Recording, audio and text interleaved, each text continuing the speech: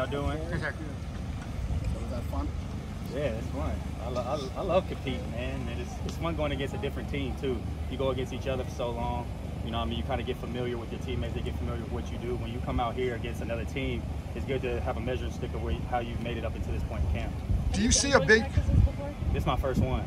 So I didn't really know what to expect, but, you know, you come in ready to compete, and I'm always ready to compete. So it was definitely fun for my first one. Did you even see, like, for Sam, young quarterback going through this, changes throughout the practice the more you guys worked against him? Yeah, he's really poised, man. I think he sees the field really well, and he's going to give us a chance to make opportunities on the perimeter, which has been great. His timing, I felt like, was really good with us today. As soon as we were getting out of our breaks, all of our receivers, the ball was right there, and he gave us a chance to run with it as well. So I think he did a great job, even when he had to improvise and roll out a little bit, to still keep his eyes downfield and continue to give us a chance to make plays. So he's been the same guy since we started camp and since he stepped in at the last game last year. He's just really, really poised. Was quick game an emphasis?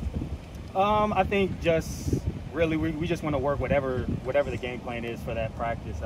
You know, I think we have a plethora of ways to get the ball down the field and get the ball in our playmakers' hands. And specifically on the quick game stuff, as receivers, we just want to make sure our timing and spacing is on point. And I feel like we really capitalize on some of those opportunities. So I feel like we got to keep that stuff going.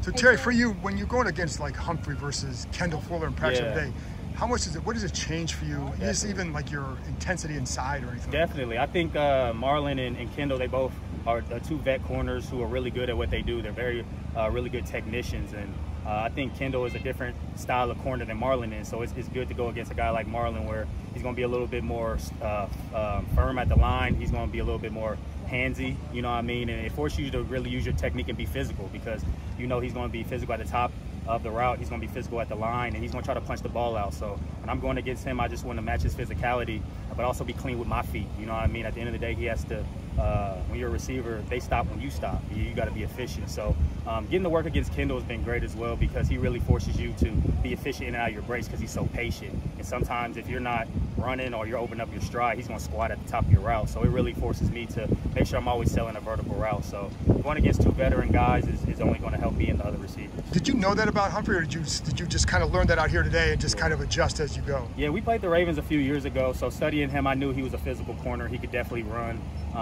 and you know, his game is really big on physicality.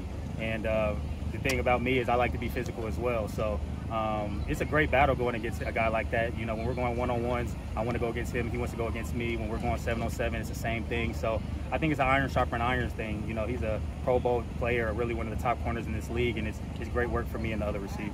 And Terry, have you skirmish on this side? What did you see in that after that play? I think it was a pass to Cole and the Ravens defensive guys. Yeah, man. At the end of the day, you just want to protect everybody that's out here. Obviously, they're trying to make plays. We want to make plays, but at the end of the day, we're going to protect our teammates, and that's what happens in camp. Sometimes things get a little physical, but you know, it didn't get too bad. So at the end of the day, you know, it's just guys competing, but at the end of the day, we want to look out for each other's careers and make sure, you know, we're not doing anything that's too over the line. I know Ron and Duran were both talking about, you know, want to make sure you're focusing on football and improving, like, going into tomorrow. What's your advice as one of the team leaders, veterans, to some of the younger guys to avoid that stuff tomorrow? No, definitely. I think one thing that was really impressive was offensively, I feel like our tempo was really good.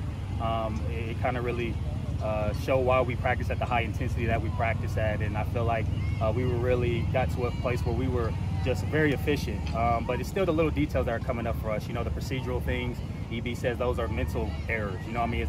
We can handle make sure the spacing's right, make sure you're running the right route, but the mental errors we got to cut back on, myself included, you know what I mean? So those are little things I'm looking for. I'm going to try to be critical of myself and just encourage the other guys, and the young guys especially, you know, focus on the film today, but tomorrow's a new day. It's a new opportunity, and the plays that you didn't make, you have an opportunity to come out there and change the narrative tomorrow.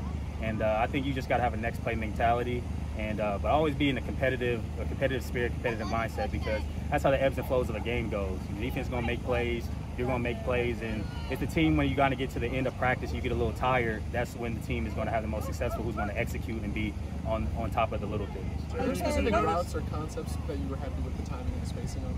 Yeah, I mean, I feel like I said, our quick game has been great. I don't want to give away too much of what we're doing, but I just think we're just really trying to be on time with the quarterback. You know what I mean? When we're getting certain looks, whether it's press man or a little off technique, we still want to be in the spot that Sam's going to expect us to be in, because this offense is really predicated on a lot of the spacing and the timing. So if we're taking too long in and out of our breaks, that's throwing off Sam. It's hurting the quarterback. It's hurting the O-line. So EB's really made an emphasis on everybody doing their job, and I feel like as receivers, making sure where we need to be there is what we need to focus on. Have you noticed your connection with Sam take another step forward, really?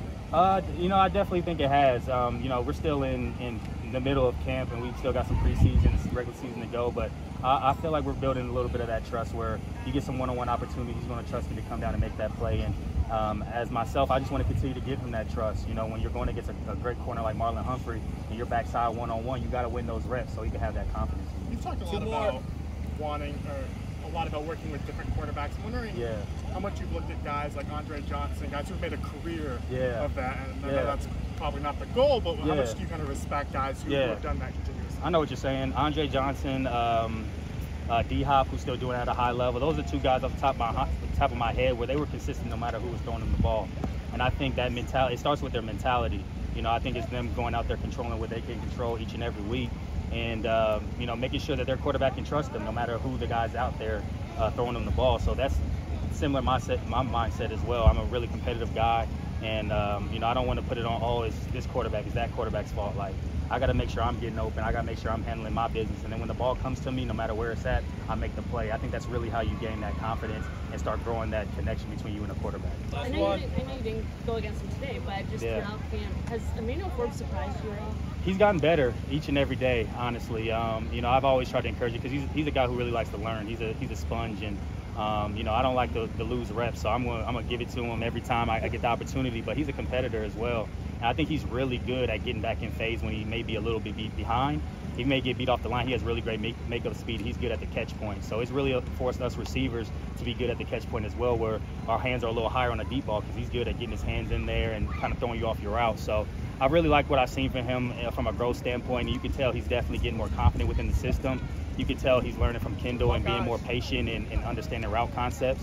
And we're going to need that. And I think one thing that's a strength of his is his ball skills. So you can definitely see he's getting his hand more on balls from interceptions and PBUs, which a defense I know they're emphasizing. Thanks, Terry. Appreciate it.